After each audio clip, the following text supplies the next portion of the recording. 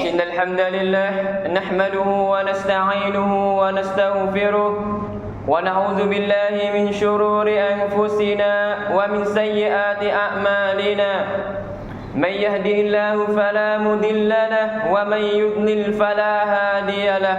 وأشهد أن لا إله إلا الله وحده لا شريك له وأشهد أن محمدا عبده ورسوله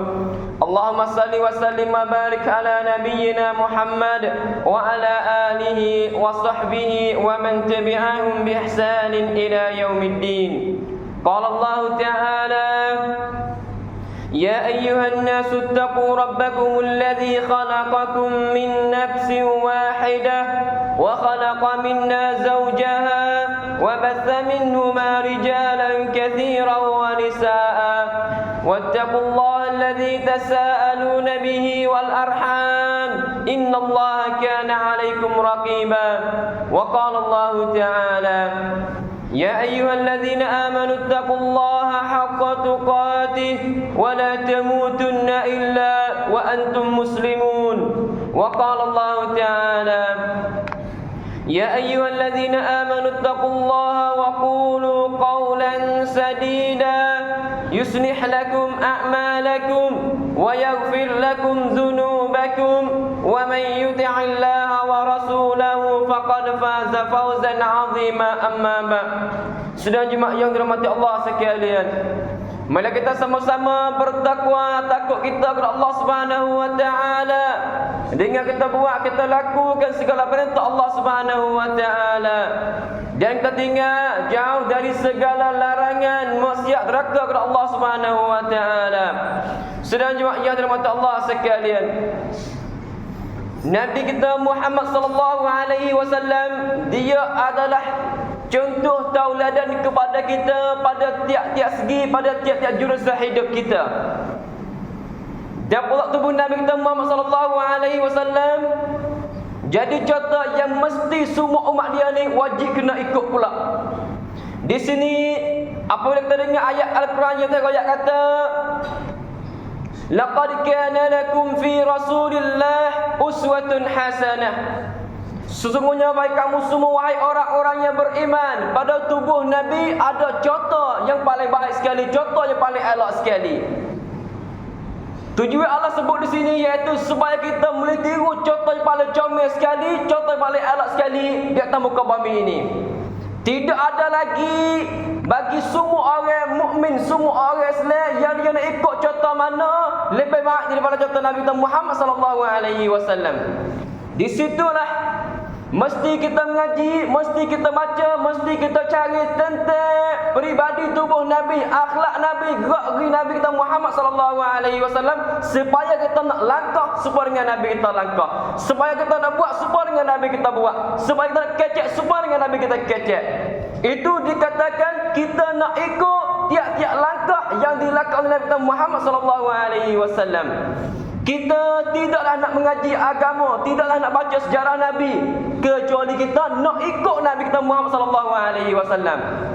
Jangan sama sekali kita mengaji sejarah Nabi demi kita nak dengar galik. Bukan. Tidaklah sejarah mari kita ni untuk kita dengar ni galik. Dengar sampai titik dia, bukan. Tujuan Allah Subhanahu wa taala cerita umat dahulu dalam Al-Quran, kita kepada kita tentang sejarah Nabi Muhammad sallallahu alaihi wasallam supaya kita nak ikut. Di situlah satu perkara yang kita nak sebut pada member yang mulia ini, iaitu maafkan Nabi Muhammad sallallahu alaihi wasallam. Jika kita tengok dalam sejarah Nabi kita Muhammad sallallahu alaihi wasallam, ambil daripada permulaan di bumi Makkah Al-Mukarramah sehingga habis nyawa di Al-Madinah Al-Munawwarah, sepanjang umur dia ni penuh dengan sifat maaf. Nak banyak kata tubuh Nabi ni, apabila kita semua ni ngaku, percaya kata, jadi contoh kepada kita, berartinya kita nak tengok di sudut mana pada tubuh Nabi ni dia akan moncok sekali. Tubuh Nabi lah yang paling hebat sekali, yang kemoncok sekali. Pada hari ini kita nak kecek tentang maaf Nabi kita Muhammad sallallahu alaihi wasallam. Maaf dia adalah satu perkara yang tubik mari daripada tubuh orang yang mulia, yang tidak ada sifat megah. Kadang-kadang kita ni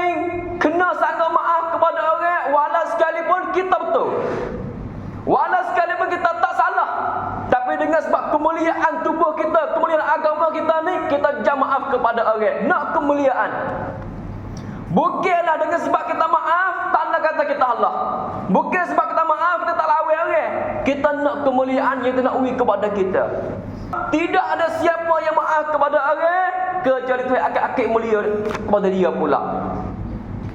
Bukanlah kita maaf kepada orang, kita takut. Bukan sebab kita lemah, bukan sebab kita ni tak berani dengan orang. Rasulullah SAW buat contoh kepada kita sepanjang umur hidup dia takut dengan maaf. Yang pertama,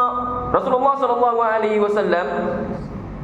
diperintah oleh Allah Subhanahu Wa Taala supaya bagi maaf kepada orang. Khudhil afwa wa amur bil urfi wa a'rid 'anil jahilin.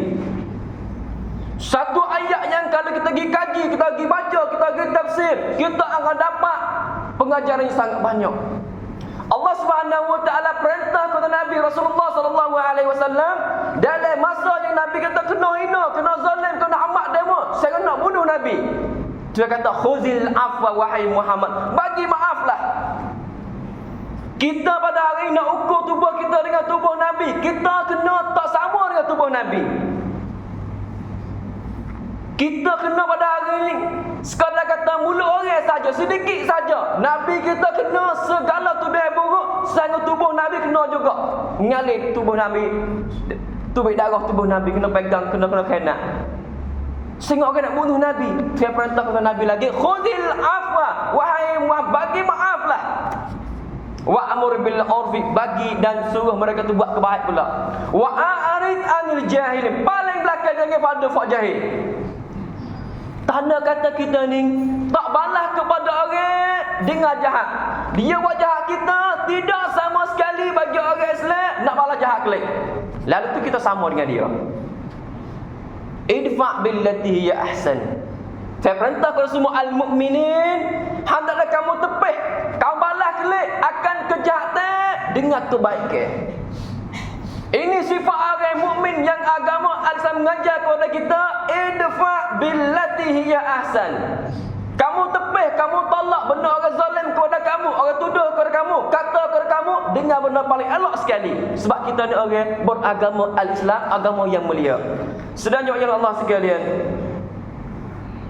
apabila kita ambil sifat maaf, letak depan mata kita,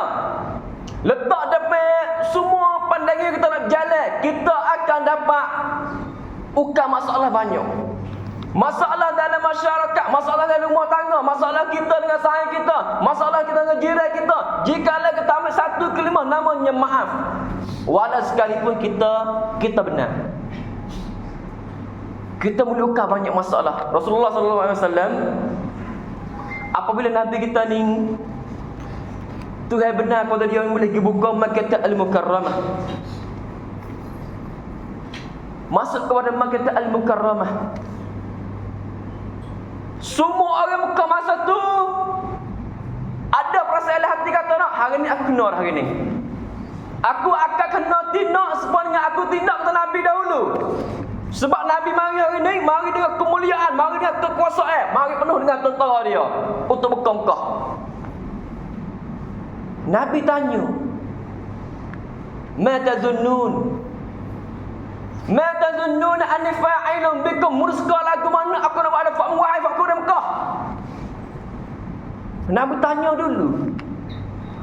Sebab semua orang Mekah ni wasa kata Nabi hari ni nak balas hari ni, sebab Nabi beranak Mekah akan kena hamak tu baik. Kata tu baik kena bunuh. Hari ni Nabi ada kekuasaan. Klik Mekah semula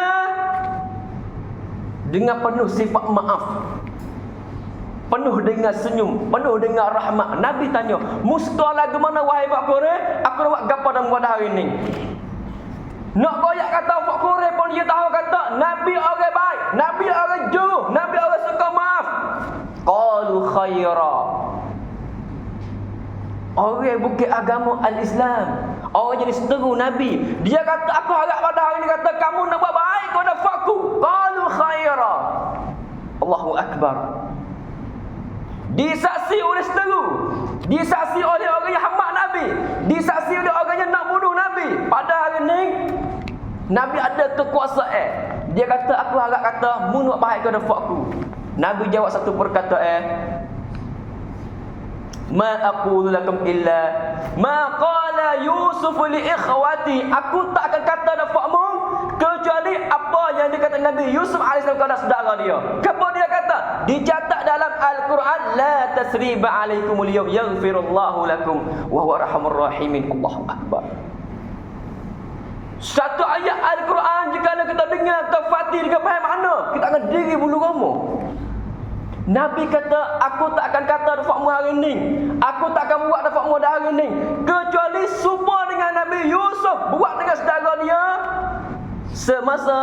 dia boleh jumpa dengan saudara di bumi Mesir. Apa dia kata? La tasriba alaikumul yawm yaghfirullahu lakum wa huwa arhamur rahimin. Pada hari ini tidak ada balasan, pada hari ini tidak ada ambil tindakan, pada hari ini tidak ada sifat dendam. Ini Nabi kita mari dengan penuh sifat maaf. Pada hari ini aku lupa semua, Nabi kata, terhadap apa yang kamu buat jahat kepada aku dulu. Aku tinggal habis. La tasriba alaikumul yawm yaghfirullahu lakum. Aku minta Tuhan ni supaya Tuhan ampun dosa kepada kamu. Allahu akbar. Siapa lagi yang boleh milik semua asal petara ni? Cuba kita gambar tengok satu orang yang beranak di bawah Makkah Al-Mukarramah, dah besar di sana, sang umur 53 kena hamba tu baik. Kalau tak tu baik kena bunuh Nabi pada hari itu. Hari Nabi kita ada kekuasaan, Nabi kata la tasriba alaikumul yawm. Allahu akbar. Pada hari ini tidak ada lagi ambil tindak balas. Pada hari ini tidak ada lagi sifat dendam, sifat marah. Nabi kata izhabu fa antum at-tulaqa. Mungkinlah wahai bukan pada hari ini lagi mana gilah bebas ada hari ini. Nabi kecek semasa Nabi ada kekuasaan, bebas pada hari ini. Mu nak beragama gapo segala lagi dapat kamu pada hari ini. Allahu akbar. Nak ayat kata Rasulullah sallallahu alaihi wasallam guna sifat maaf dia ni penuh sungguh nak menghadapi dengan setara dia. Sedangkan Allah sekalian,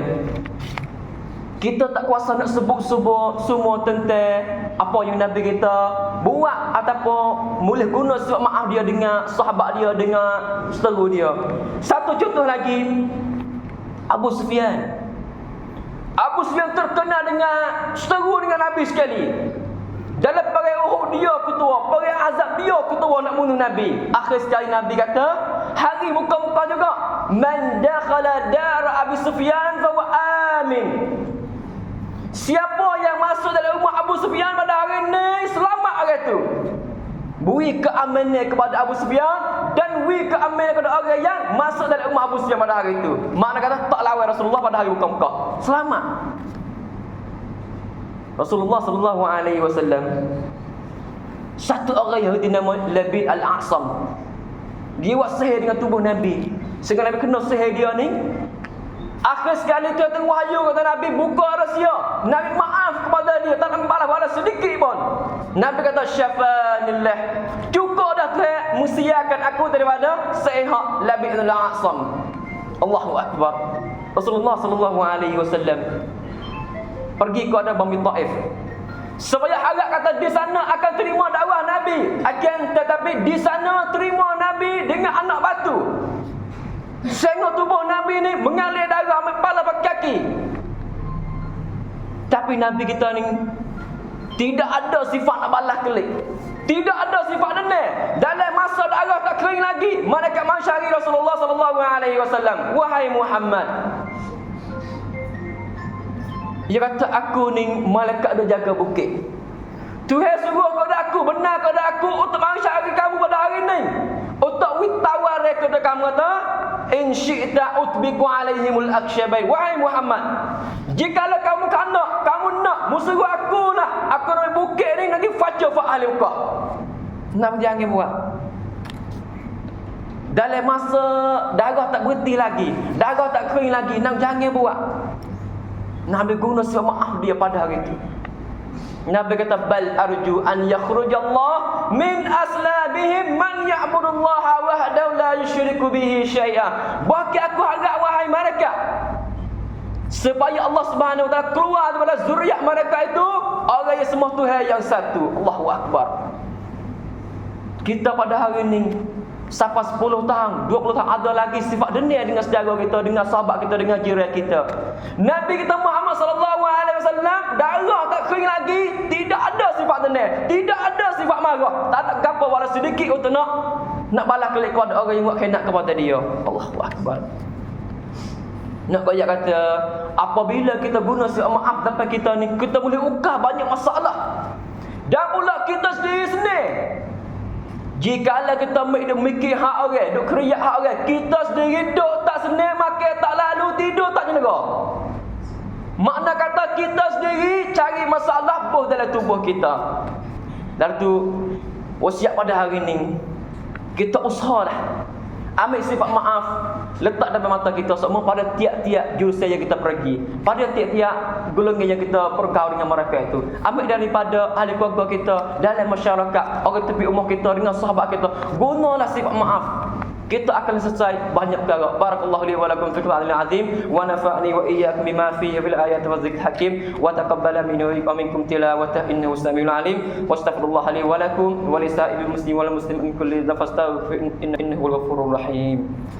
Innal hamdalillah nahmaduhu wa nasta'inuhu wa nastaghfiruh wa na'udzu billahi min shururi anfusina wa sayyiati a'malina may yahdihillahu fala mudilla lahu wa may yudlil fala hadiya lahu wa asyhadu an la ilaha illallah wahdahu la syarika lahu wa asyhadu anna Muhammadan abduhu wa rasuluh. Allahumma shalli wa sallim wa barik ala nabiyyina Muhammad wa ala alihi wa sahbihi wa man tabi'ahum bi ihsan ila yaumil din. Amma ba'd.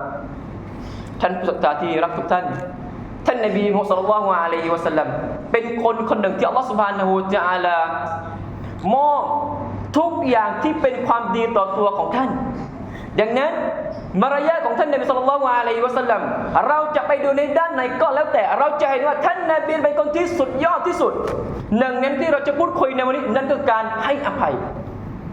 ท่านนบีศ็อลลัลลอฮุอะลัยฮิวะซัลลัมตั้งแต่อายุของท่านนบีศ็อลลัลลอฮุอะลัยฮิวะซัลลัมจากเมืองมักกะฮ์สู่เมืองอัลมะดีนะห์อัลมุนัววะเราะห์นบีใช้การให้อภัยอย่างเต็มสุดดังนั้นในทุกๆเรื่องที่เราได้เจอที่ท่านนบีนั้นปรากฏว่าท่านนบีใช้คำว่ามาอัฟกันให้อภัยอยู่ตลอดเวลาตัวอย่างที่เห็นชัดนั่นก็คือในสมัยที่ท่านไปพิชิตเมืองมักกะฮ์หรือไปเปิดเมืองมักกะฮ์ท่านนบีให้อภัยทั้งหมดกับคนที่ทำร้ายต่อท่านนบีคนที่ขับไล่ท่านนบีคนที่จะฆ่าท่านนบีแต่ปรากฏว่าวันนั้นวันที่ท่านนบีมีอำนาจปรากฏท่านนบีให้อภัยทุกคนในวันนั้นจนกระทั่งท่านนบีพูดว่าลาตัสรีบะอะลัยกุมุลเยาวันนี้ไม่มีการแก้แค้นอีกแล้วและวันนี้พวกเจ้าทุกคนอิสระอิซฮาบูฟะอันตุมุอัตตุลากะวันนี้พวกเจ้าทุกคนอิสระเจ้าจะนับถือศาสนาอะไรก็แล้วแต่เจ้าจะอยู่ที่ไหนก็แล้วแต่วันนี้พวกเจ้าทุกคนอิสระไม่มีการเอาคืนลองจินตนาการว่าถ้าหากว่าเราเป็นท่านนบีศ็อลลัลลอฮุอะลัยฮิวะซัลลัมเราถูกขับไล่จากบ้านเกิดของตัวเองจนกระทั่งถูกขู่ว่าจะฆ่าแต่ปรากฏว่าวันหนึ่งเรามีความสามารถเรามีอำนาจแต่เราไม่ได้ใช้มันท่านนบีใช้คำว่าการให้อภัยอัลลอฮฺอักบัรเพราะเป็นคำสั่งของอัลลอฮฺซุบฮานะฮูวะตะอาลาที่อัลลอฮฺบอกว่าคุซิลอัฟวะวะอัมุรบิลอุรฟิวะอาริดอานิลญาฮิลินจงให้อภัยโอ้มุฮัมมัดในขณะที่ท่านนบีศ็อลลัลลอฮุอะลัยฮิวะซัลลัมถูกอธรรมมาตลอดแต่อัลลอฮฺสั่งใช้ว่าจงให้อภัยเถิดและก็จงใช้ในสิ่งที่ดีแล้วก็จงหันหลังไม่ต้องสนใจกับผู้ที่โง่เขลาแสดงว่าเราอยู่ในโลกปัจจุบันนี้ถ้าหากว่าเราไปสนใจกับคนที่ทำร้ายเราหรือด่าทอเราทำร้ายต่อเราก็จะพอๆกับเขาดังนั้นหลักการในศาสนาอัลอิสลามให้เรานั้นโต้ตอบคนที่ทำร้ายต่อเราคนที่มาด่าเราด้วยสิ่งที่ดีกว่าอิดฟะบิลลติฮิอัหซันจงโต้ตอบด้วยสิ่งที่ดีกว่าเพราะเราเป็นผู้ที่มีมารยาทเราเป็นผู้ที่มีศาสนาในตัวของเราเองเราอย่าใช้เหมือนกับที่เขาใช้กับเราเพราะเขาไม่รู้เขาเป็นคนญะฮีลเขาเป็นคนที่โง่เขลาปรากฏว่าถ้าเราทำเหมือนกับเขาด้วยเราก็พอๆกับเขาดังตรงนี้แหละที่อัลลอฮฺว่าวะอาริดอานิลญาฮิลจงหันหลังไม่ต้องสนใจกับคนที่มาด่าเราหรือว่าอาศัยร้ายต่อเราจากตรงนี้แหละ ทำให้เรารู้สึกว่าคำว่าให้อภัยนั้นมันยากแต่สำหรับคนที่หัวใจที่สะอาดจริงๆมันง่ายมากและการให้อภัยนี่แหละจะทำให้เรานั้นสามารถที่จะอยู่ร่วมกันอย่างเป็นสุขได้อยู่ในสังคมบ้านของตัวเองครอบครัวของตัวเองกับเพื่อนบ้านกับใครก็แล้วแต่ถ้าเราใช้คำว่ามาอัฟกันให้อภัยเราจะอยู่อย่างสันติเราจะอยู่อย่างมีความสุขถึงแม้ว่าเราเป็นคนที่ไม่ได้ผิดจริงก็ตามเราก็ยอมให้อภัยจะบอกว่าทุกครั้งที่เราให้อภัยในขณะที่เรานั้นไม่ได้ผิดเราจะรู้สึกโล่งทันทีเราจะรู้สึกว่าอัลลอฮ์ได้ให้อะไรสักอย่างกับเราซึ่งที่เป็นความดีทำให้เรานั้นปลอดจากสิ่งที่จะเกิดขึ้นที่เป็นสิ่งเลวร้ายในวันนั้นเพราะเรายอมให้อภัยในวันถึงแม้ว่าเราไม่ได้ทำที่ผิดในวันนั้นกล่าวอัลลอฮฺตะอาลา